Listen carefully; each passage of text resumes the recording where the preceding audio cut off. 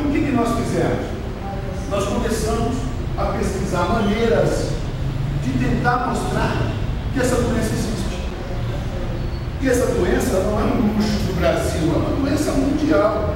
E, infelizmente, ela só foi escrita na prática mesmo em 1986. Então, até lá, muitos pacientes sofriam e foram passados por pacientes com problemas.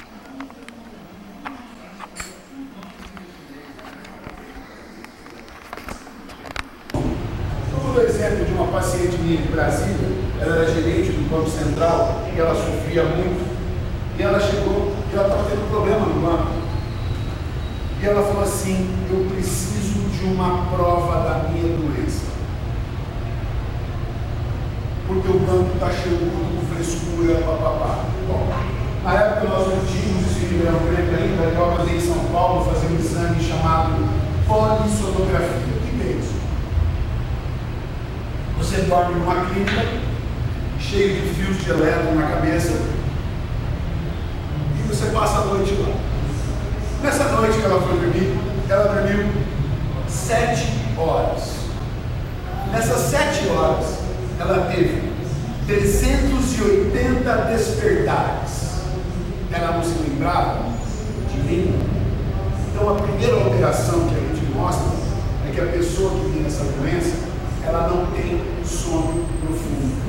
Ela deita, ela dorme, mas o corpo está esfregando no chão a noite inteira, porque você não tem relaxamento muscular.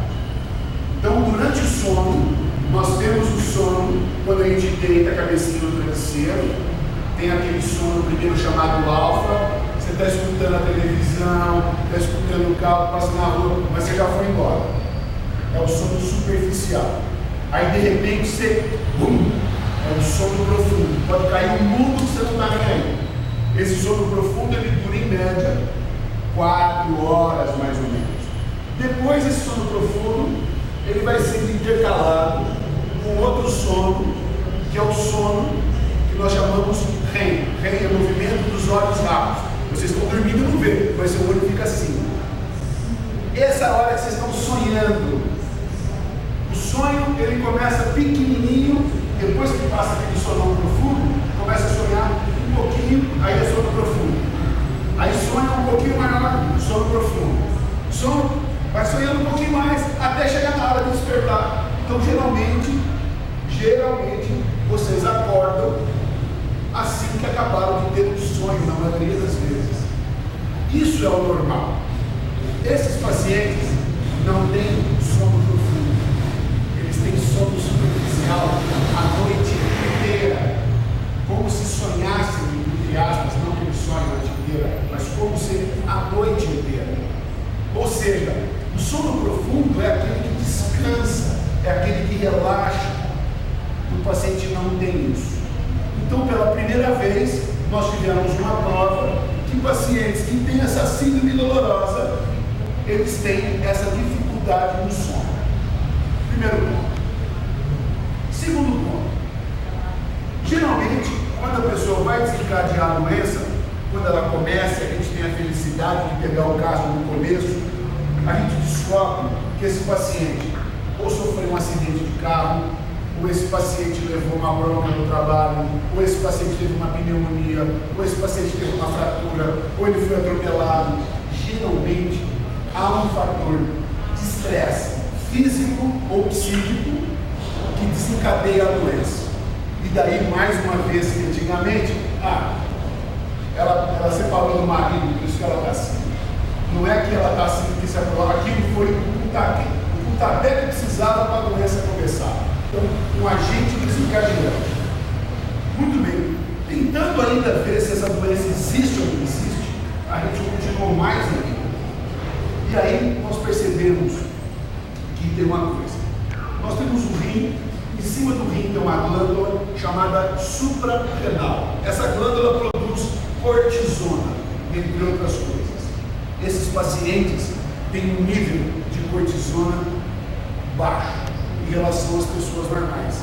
E a cortisona que nós produzimos, ela é extremamente importante para várias coisas. Então, mais uma coisa que nós achamos que esses pacientes eles têm a cortisona mais baixa. E aí nós começamos a observar também que os pacientes que nós damos cortisona para doenças reumáticas, para alergia, para uma série de coisas, quando você tirava a cortisona, que quando você tira a cortisona, a sua suprarrenal, ela para de produzir, ela demora para voltar ao normal. Os pacientes também desencadeavam fibromialgia. Ou seja, a falta de cortisona também é uma causa. Aí vimos que tinham outros hormônios que estavam alterados. E aí descobrimos o principal deles, que é um hormônio chamado serotonina. A serotonina é produzida pelas células do cérebro, pelas plaquetas do sangue que fazem a coagulação e pelas células do intestino. Então, a pessoa que produz menos serotonina, ela pode ter as seguintes doenças. Quando ela falta aqui na frente, ela tem depressão. Quando ela falta aqui do lado, ela tem ansiedade, pânico. Quando ela falta aqui, atrás do líquor, a pessoa tem enxaqueca. Quando ela falta no intestino, é aquela pessoa que tudo que come faz mal, sempre má digestão, gases, ou intestino preso, ou intestino solto, sempre tem azia, vai no médico, faz endoscopia, faz exame, não acha nada, porque a alteração que tem não é no intestino, é na química do corpo. Então essa foi a grande descoberta dessa substância que estava reduzida. Olha, então vamos dosar essa substância. Para dosar essa substância custa R$2.000. E na verdade a quantidade que ela tem é tão pequena que pequenas variações existem entre as pessoas. Então isso na verdade não valeu muito. Apesar que aqueles pacientes, alguns que querem colher, a gente mostra que ela está baixa. Então mostramos que essa substância ela é responsável para fazer você dormir. Sem essa substância, você não tem aquele sono profundo. Então, pela primeira vez, deu à luz, se eu tenho essa substância baixa, eu vou fazer uma droga para aumentar essa substância. Isso é uma coisa que foi pensado e é o que nós fazemos hoje, que daqui a pouco eu chego lá. Bom, então nós temos hoje uma doença que é dói o corpo, acorda dolorido e cansado, tem os pontos presentes. Temos a documentação que essa doença ela tem no sono uma alteração clássica. Temos diminuição da cortisona e temos também a diminuição da serotonina.